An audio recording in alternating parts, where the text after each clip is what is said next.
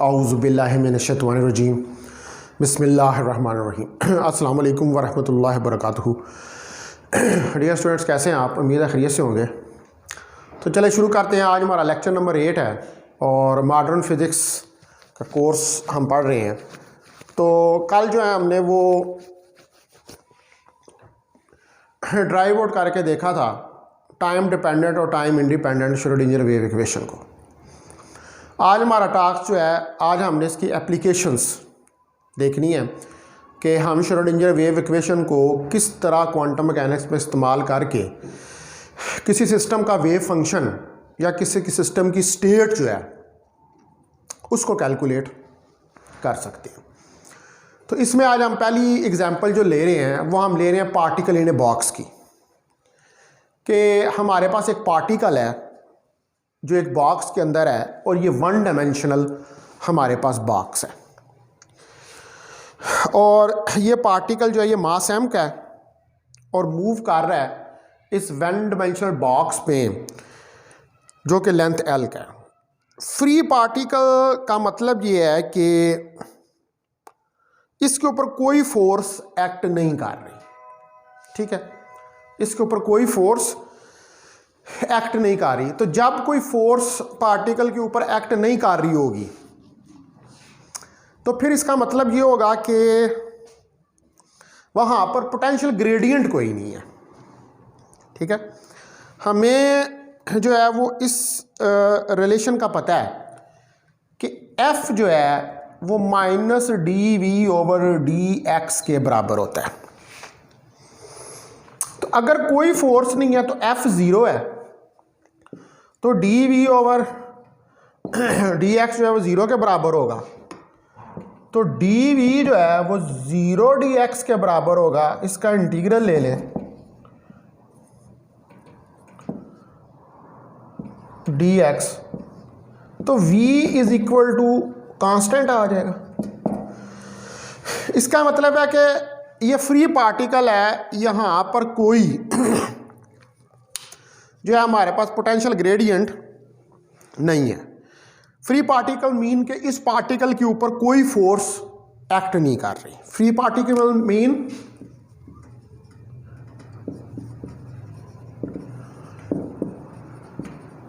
No force is acting on the particle and V is equal to constant और potential constant है। कोई यहां पर पोटेंशियल ग्रेडियंट मौजूद नहीं है। तो फोर्स तो उसी वक्त ही पार्टिकल एक्ट करती है ना जब वहां पर पोटेंशियल ग्रेडियंट जो है वो मौजूद हो, according to the relation F is equal to minus dV/dx। तो फोर्स तो उस वक्त ही एक्ट करेगी जब पोटेंशियल ग्रेडियंट जो है वो हमारे पास मौजूद होगा। और ये पार्टिकल जो है ये क्या है, ये मास m का पार्टिकल है और ये एक नॉन रिलेटिविस्टिक पार्टिकल है, ठीक है, नॉन रिलेटिविस्टिक पार्टिकल है, ठीक है। ये बात आपने ज़रूर मद्देनज़र रखनी है कि ये एक नॉन रिलेटिविस्टिक पार्टिकल है। अगर रिलेटिविस्टिक पार्टिकल होगा तो फिर ये स्पीड ऑफ लाइट से मूव करेगा और इसका मास वेरी करेगा, लेकिन यहाँ पर मास जो है वो कांस्टेंट है। ये क्या है, this particle is non relativistic,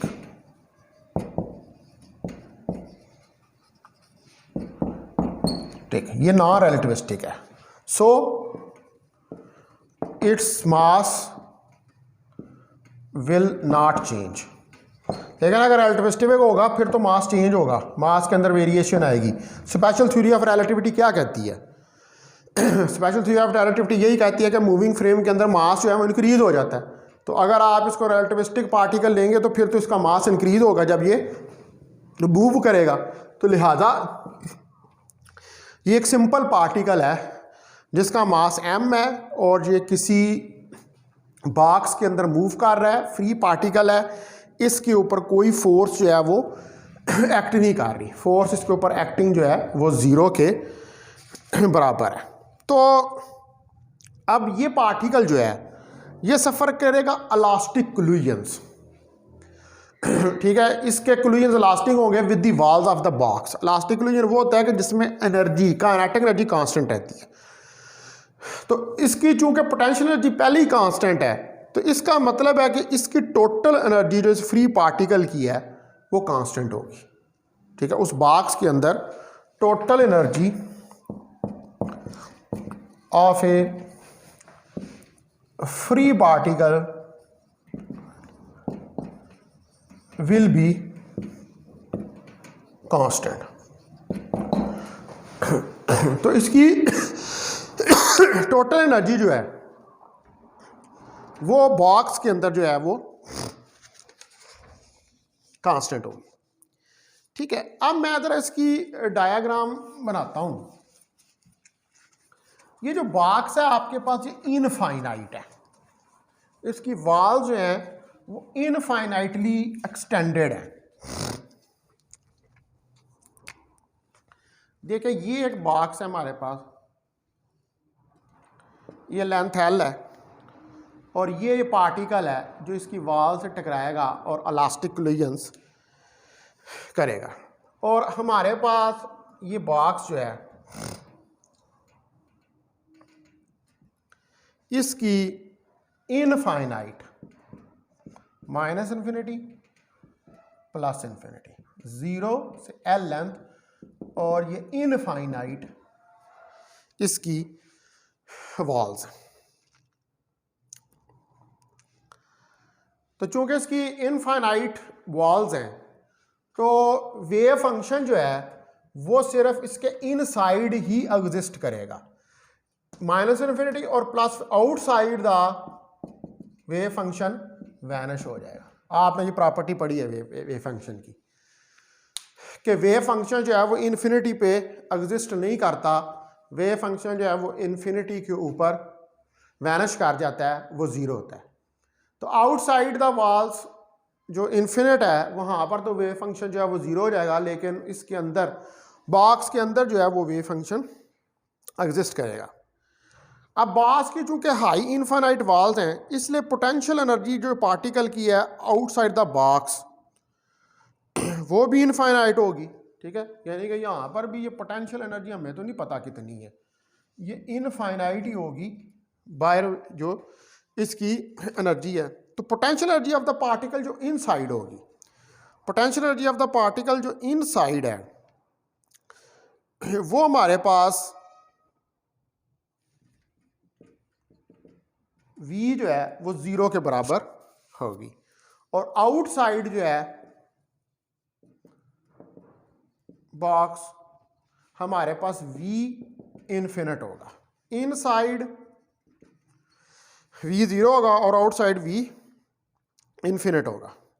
यानी कि x less than equal to 0 और x greater than equal to L, इसके लिए V इन्फिनिट जो है ये हमारे पास आ जाएगा। और इसके इनसाइड 0 से L के दरमियान अंदर जो है वो हमारे पास वेव फंक्शन जो है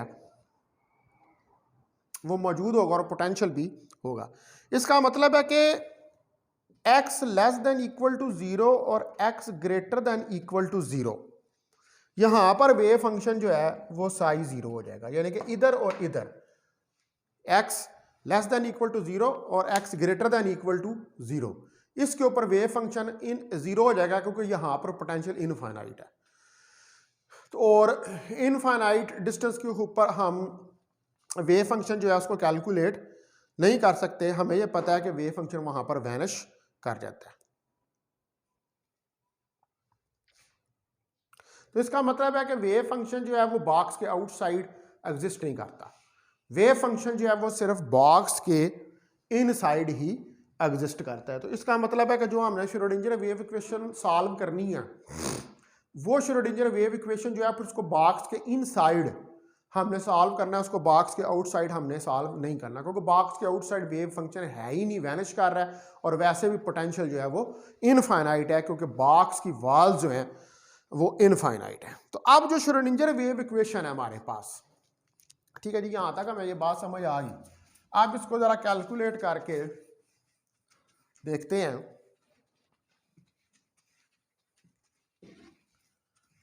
तो जो श्रोडिंगर वेव इक्वेशन है, Schrodinger wave equation in 1D dimension, 1 dimension में आप देखें कि D square psi over D X square plus 8 pi square M H square E minus V psi is equal to 0। ये हमारे पास श्रोडिंगर वेव इक्वेशन है। अब inside the box v 0 है, तो लिहाजा हम इसको लिख सकते हैं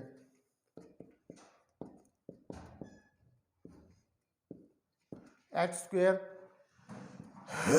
ई ऑफ साई, ये तो 0 हो जाएगा, दैट इज इक्वल टू 0, ये आ जाएगा। और इसमें 8 pi square M over H square that is equal to K. What is this K? This K is actually the wave number. ये जो वेव नंबर नहीं पढ़ा था आपने, K is equal to 2 pi over lambda, ये वाला wave number. ये के भी इसको सॉल्व करें तो आपके पास ये ही निकलेगा, ठीक है। ये आपने सॉल्व करके देखना, ये आपकी असाइनमेंट है कि इस के को इस के के बराबर प्रूव करना है। इस के के डायमेंशंस और इस के की डायमेंशंस जो हैं वो एक दूसरे के बराबर हैं। ये आपने प्रूव करके बताना है, ठीक है। ये बड़ा सिंपल है एक्चुअली। जो ये के है 2 पाई ओवर लैम्डा, ये किसको रिप्रेजेंट कर रहा है? वेव नंबर को। तो चूंकि ये श्रोडिंगर वेव इक्वेशन है, ठीक है, तो श्रोडिंगर वेव इक्वेशन में भी हम वेव को डिस्कस कर रहे हैं, डी ब्रागली वेव को डिस्कस कर रहे हैं कि जो एसोसिएटेड है पार्टिकल के साथ। यानी कि ये जो आपका पार्टिकल है जो बॉक्स के अंदर मूव कर रहा है, इसके साथ एक डी ब्रागली वेव एसोसिएटेड है। तो ये जो के हमें लिखा है 8 pi square M over H square E, ये एक्चुअली के कौन सा? ये वेव नंबर, ये 2 पाई ओवर लैम्डा के बराबर है। ये फिर आपकी असाइनमेंट है और ये आपने करके मुझे आज शाम तक जो है वो व्हाट्सएप करनी है, ठीक है। बहुत आसान है इसको करना। बेशक आप इधर से इस के को भी इसके बराबर प्रूव कर सकते हैं और इस के को भी इस के के बराबर प्रूव कर सकते हैं।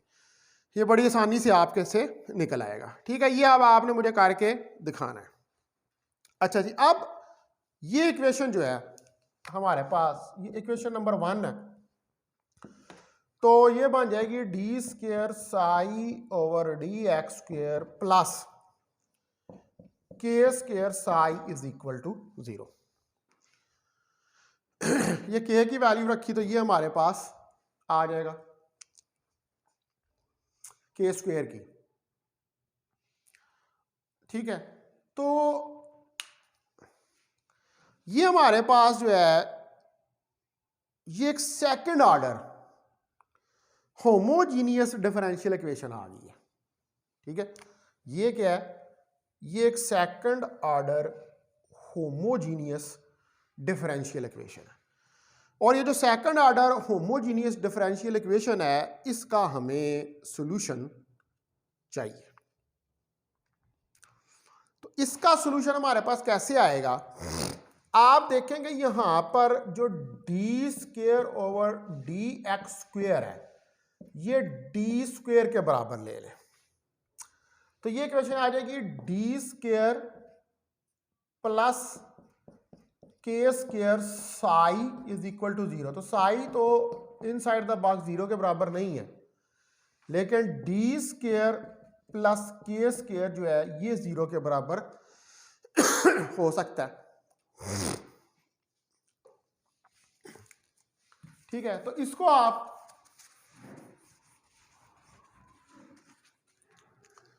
लिख सकते हैं कि D square is equal to minus K square, यानी कि D is equal to plus minus K. क्योंकि माइनस यहाँ पर 1 है इसके, तो plus minus iota K, complex number हमें पता है कि आयोटा -1 का अंडर रूट जो है वो होता है। ठीक है, तो यहाँ पर जब हम लेंगे तो इधर इसका, जैसे आप इसका अंडर रूट लेंगे तो यहाँ पर अंडर रूट आ जाएगा, तो ये आयोटा के बराबर हमारे पास निकल आएगा। तो अब जो सोल्यूशन है अकॉर्डिंग टू दिस, इस इक्वेशन का, वो हमारे पास क्या आ जाएगा, वो हमारे पास आ जाएगा साई a1 e की power iota k1x plus a2 e की पावर माइनस आयोटा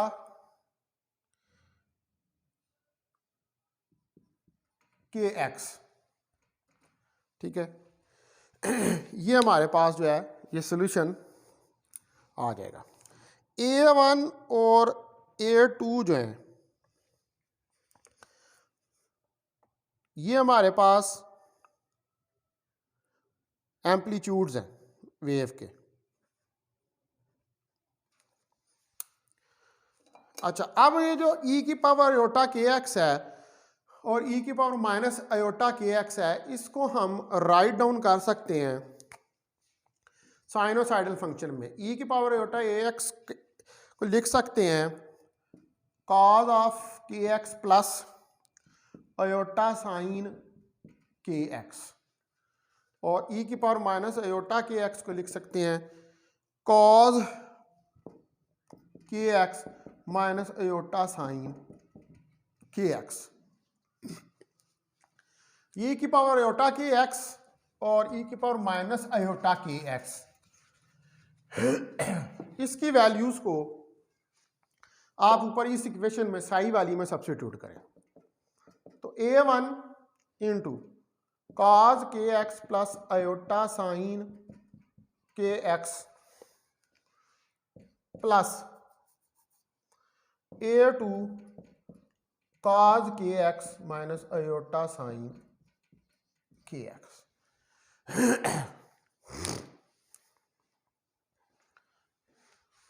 ये चीज हमारे पास आ जाएगी। अब आप यहां पर इस इक्वेशन को ओपन कर दें, आप इस इक्वेशन को ओपन करेंगे तो आएगा a1 cos kx plus iota a2 sine kx plus a2 cos kx minus iota a2 sine kx, ये आ जाएगा। अब cos kx और sin kx वाली टर्में अलग कर लें, तो cos kx वाली में a1 plus a2 cos kx plus iota a1 minus iota a2 sine kx।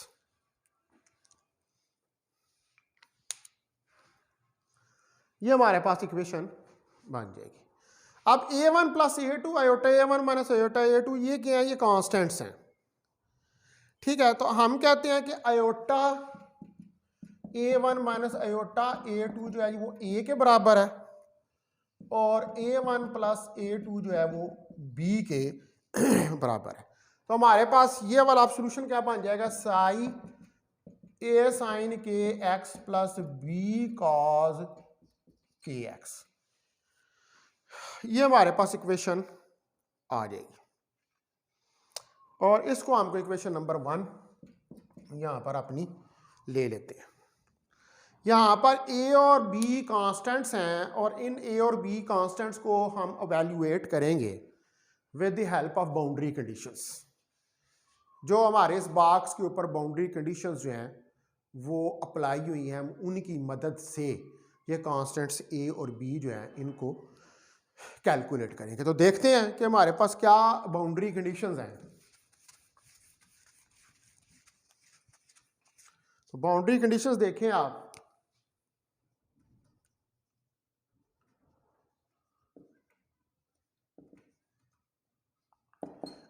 Boundary conditions में पहली बाउंड्री कंडीशन है कि साई 0 है at x is equal to 0। x 0 पर भी साई 0 है, और साई 0 है at x is equal to l, यानी कि बाउंड्रीज के ऊपर 0 और l क्या है, ये बाउंड्रीज हैं उस बॉक्स की। तो बॉक्स की जो बाउंड्रीज हैं वो इनफाइनाइट हैं, तो जहां पर इनफाइनाइट होगा वहां पर पोटेंशियल इनफाइनाइट होगा। तो अगर पोटेंशियल इनफाइनाइट होगा तो फिर वेव फंक्शन वैनिश कर जाएगा, वेव फंक्शन 0 होगा। सिर्फ बॉक्स के अंदर जो है वो वेव फंक्शन होगा। ये हमारे पास बाउंड्री कंडीशन हैं। अब ये बाउंड्री कंडीशन आप इक्वेशन नंबर 1 जो है आपके पास, ये साई की जो इक्वेशन है, इसके ऊपर अप्लाई करें। तो पहली लगाते हैं इसके ऊपर, साई 0 हो गया ए साइन 0 प्लस बी कॉस 0। तो 0 साइन 0 तो 0 हो गया और प्लस कॉस 0 1 बी, यानी कि बी हमारे पास 0 के बराबर निकल आया। ये फर्स्ट बाउंड्री कंडीशन हमने इक्वेशन नंबर 1 के ऊपर अप्लाई की है। उसके बाद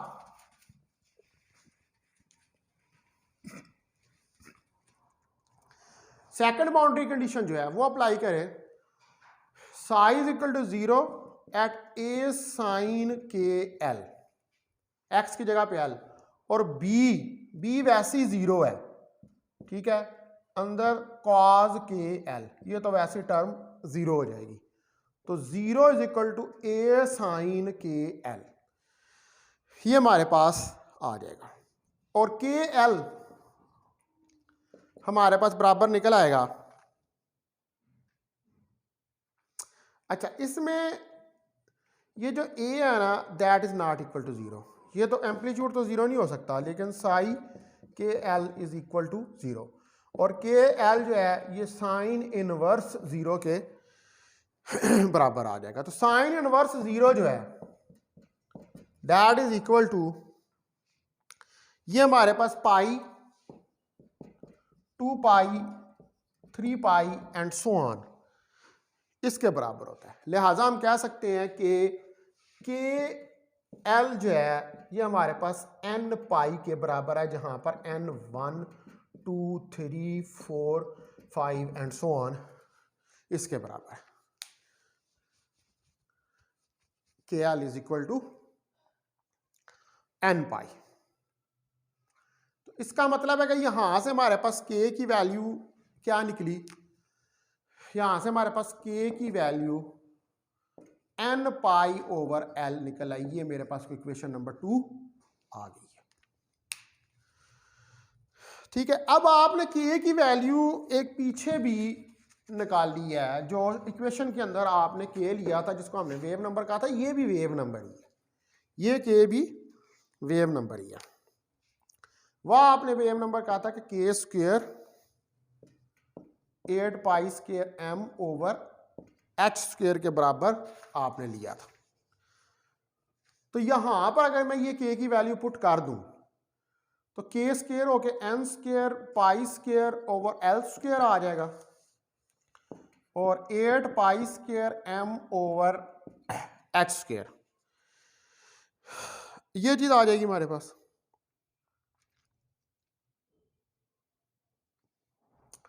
ठीक है, अब यहां से आप जो है ये ई भी आना है यहां पर, अगर यहां से आप एनर्जी की वैल्यू निकालें तो एनर्जी की वैल्यू हमारे पास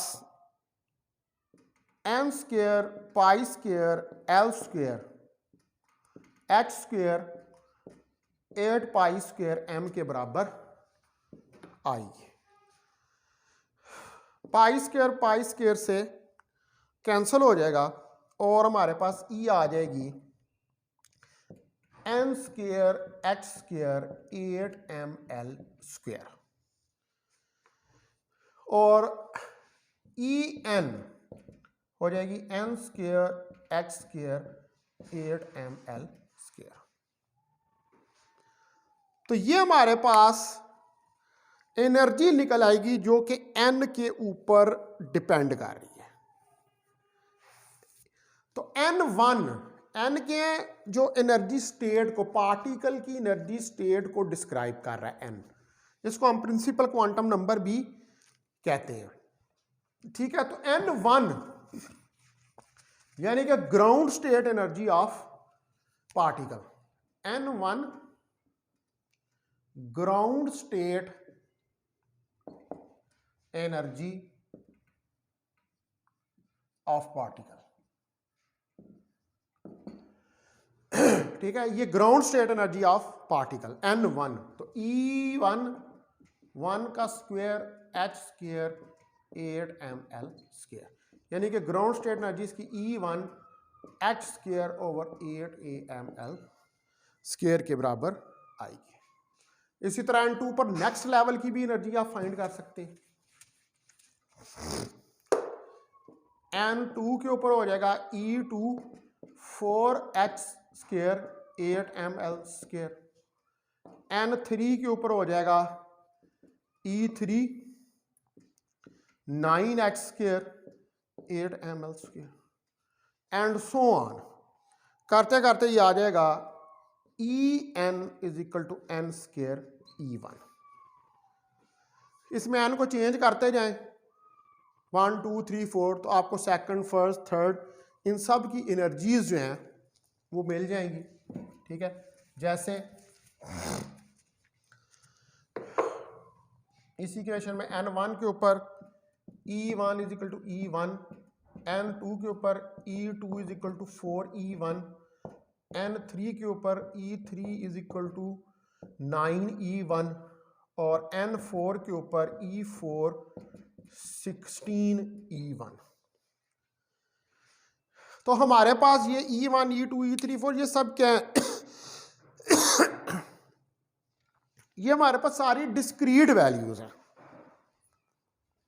ठीक है, ये डिस्क्रीट एनर्जी वैल्यूज हैं, यानी कि जो आपका पार्टिकल इन ए बॉक्स है उसकी डिस्क्रीट एनर्जीज वैल्यूज हैं, उसकी कोई एक जैसी एनर्जी वैल्यूज नहीं है। यानी कि आपके पास कहीं पर भी इस तरह की एनर्जी वैल्यूज नहीं आई कि जिनको आप कहें कि हमारे पास 6.2 E1 कोई एनर्जी वैल्यू आ गई है या 6.8 E1 कोई इस तरह की कोई वैल्यू नहीं निकली है। ये सारी डिस्क्रीट वैल्यूज हैं, ये सारी अलग अलग वैल्यू है। तो जो चूंकि हमारे पास जो एनर्जी है पार्टिकल की, ठीक है, यानी कि बॉक्स के अंदर हमारी जो एनर्जी है हमारे पास पार्टिकल की वो प्योरली काइनेटिक है। आपको उस बात का पता है कि प्योरली काइनेटिक है क्योंकि V तो जीरो है वहां पर। पोटेंशियल तो आपने पहले ये कह दिया हुआ है कि बॉक्स के अंदर पार्टिकल का जीरो है क्योंकि पार्टिकल जो है वो फ्री पार्टिकल है। ठीक है, तो V तो जीरो है तो इसका मतलब है कि हमारे पास सर्टन स्पीड्स जो हैं वो पार्टिकल को अवेलेबल हैं बॉक्स में, सर्टन स्पीड्स जो कि कारस्पॉन्ड किसको कर रही हैं, इन एनर्जीज को। ठीक है, सिर्फ सर्टन स्पीड्स जो हैं वो प्रिजमेबल हैं, यानी कि जो अलाउड है, only certain speeds are allowed. सिर्फ सर्टन स्पीड्स जो हैं वो अलाउड है और वो कारस्पॉन्ड कर रही है किसको, इन एनर्जीज को, E1 4E1 9E1 और 16E1 को। ये सारी स्पीड्स इस एनर्जीज के कारस्पॉन्ड है। तो ये बहुत ज़्यादा डिफरेंट है क्लासिकल अप्रोच से, जिसमें हम जो स्पीड होती है ऑसिलेटिंग पार्टिकल की वो रिमेन चेंज रहती है। ठीक है, वहां पर ऑसिलेटिंग पार्टिकल की जो स्पीड है वो चेंज होती रहती है। ठीक है, लेकिन क्वांटम मैकेनिक्स के अंदर जो स्पीड है वो रिजल्ट करती है in the certain sustain energy states of motion. ठीक है, ये sustain energy states of motion है। ठीक है, हर एक स्टेट जो है वो एक अलग वेलोसिटी जो है या स्पीड जो है उसको कॉरस्पॉन्ड कर रही है। तो ये जो सस्टेन एनर्जी स्टेट्स होती हैं इनको हम स्टेशनरी स्टेट कहते हैं, क्योंकि ये चेंज नहीं होती विद टाइम और साई जो है इनका फंक्शन ऑफ स्पेस कोऑर्डिनेट होता है ओनली। ठीक है, एम्पलीट्यूड इक्वेशन के अंदर आपने यहाँ पर देखा कहीं पर टाइम की डिपेंडेंस तो नहीं देखी है आपने इस इक्वेशन को कैलकुलेट करते हुए। तो जो लोवेस्ट एनर्जी स्टेट होती है N1 के, उसको हम कहते हैं ग्राउंड स्टेट, और इससे जो अगली हायर स्टेट होती है N2 के ऊपर, यानी कि N1 जो होती है इसको कहते हैं ग्राउंड स्टेट, और N2 जो होती है इसको कहते हैं एक्साइटेड स्टेट। और ये सारी स्टेट्स जो होती हैं इनके अंदर with respect to time variation नहीं आ रही होती, ठीक है, इनकी energy with respect to time change नहीं हो रही होती, लिहाजा हम इनको कहते हैं stationary states of a particle. तो ये हमारे पास स्टेशनरी स्टेट्स हैं पार्टिकल की इन ए बॉक्स। तो ये सारा जो है ये हमने क्या देखा है, ये हमने क्वांटम मैकेनिकल अप्रोच देखी है, ठीक है इसकी, यानी कि क्वांटम मैकेनिकली एक पार्टिकल जो कि फ्री पार्टिकल है बॉक्स के अंदर, उसकी एनर्जी कैलकुलेट करके देखी है। और जब हमने उसकी एनर्जी कैलकुलेट की है तो हमें ये पता चला है कि ये क्लासिकल मैकेनिक्स से काफ़ी डिफरेंट रिजल्ट्स आ रहे हैं। क्लासिकल मैकेनिक्स में तो किसी पार्टिकल की जो मोशन है वो चेंज होती रहती है, और वो जो पार्टिकल की मोशन चेंज होती रहती है उसका मतलब है उसकी स्पीड चेंज हो रही है।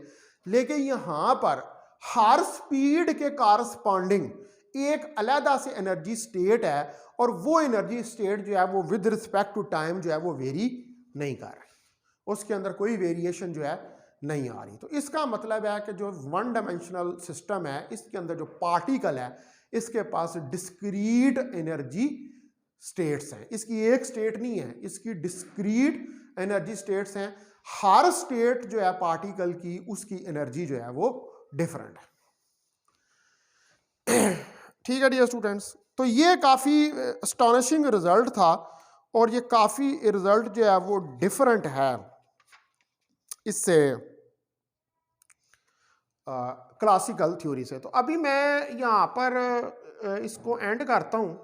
आज हमने एनर्जी कैलकुलेट कर ली है इसकी, तो कल जो है मैं फिर इसका कैलकुलेट करूँगा wave function particle in a box. आज हमने इसकी एक देखें, हमने श्रोडिंगर वेव इक्वेशन को सॉल्व किया है, और आपको पता है कि श्रोडिंगर वेव इक्वेशन जो है आपको स्टेट ऑफ द सिस्टम के बारे में इंफॉर्मेशन देती है। तो एनर्जी ऑफ द सिस्टम भी क्या है, एनर्जी ऑफ द सिस्टम भी स्टेट ऑफ द सिस्टम ही है।